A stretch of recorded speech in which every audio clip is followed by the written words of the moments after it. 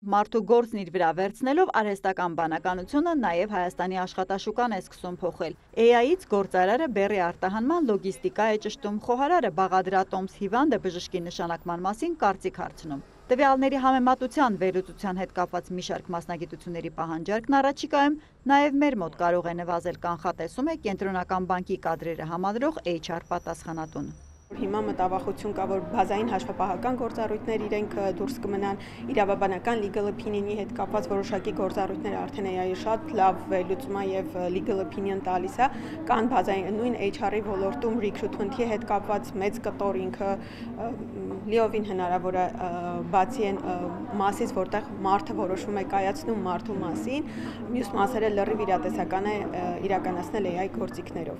Աշխատաշուկայում ինչ նոր տենդենսներ են նկատվում մարդկային ռեսուրսների կառավարման գործում, որ հարցերին է պետք առաջնահերթություն տալ։ Այս օրակարգով է WOW HR Armenian անցկացնում իր 5-րդ միջազգային համաժողովն ու մրցանակաբաշխությունը։ 25 պետության ՄՌԿ-ներին միավորող այս հարթակը փորձի փոխանակում ու կրթական տարբեր ծրագրեր է առաջարկում։ Աշխարհում ամեն օր արդեն մոտ 2 միլիարդ մարդ օգտվում է արհեստական բանականության տարբեր գործիքներից՝ նամակ գրել, թարգմանել, սխալներ ուղղել, վիճակագրություն ներկայացրեց կազմակերպության հիմնադիրը։ AI-ը թույլ է տալիս ժամանակ խնայել, բայց պետք է ճիշտ օգտվել այդ հնարավորությունից, ասում է։ Ամենամեծ հարցը նրա մեջ է, որ մարդիկ օգտագործելով AI-ը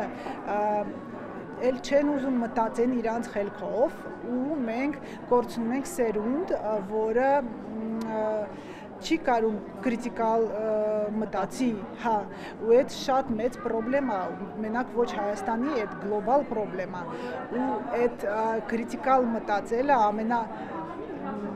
ամենապետքական կոմպետենցիան է։ Ստացվում է ընկերության համար աշխատող ընտրող HR-ներից է փաստորեն կախված տվյալ բիզնեսը կզարգանա, թե կտապալվի։ Կադրային քաղաքականության որոշումներում AI-ի դերի ավելացմանը զուգահեռ հիմնական հրամայական է դառնում նաև այնպես անել, ոչ թե ալգորիթմերը կառավարեն մեզ, այլ մենք ալգորիթմերին, շեշտում է Գոհար Անանյանը։ Հիմա մենք խոսում ենք դրա մասին, որ HR-ները կառավարում են մենակ ոչ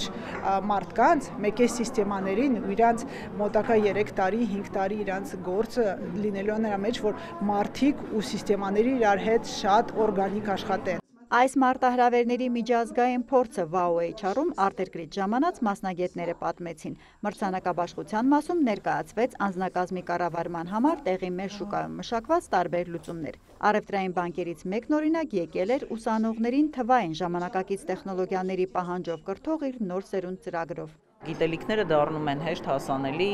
արհեստական բանականությունը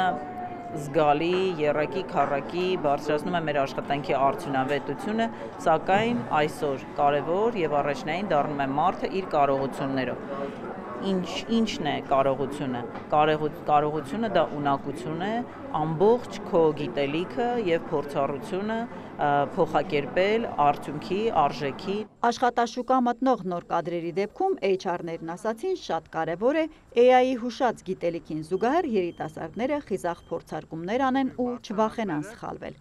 Հերմինե Բաղդասարյան, Սեյրան Անտոնյան, լուրեր։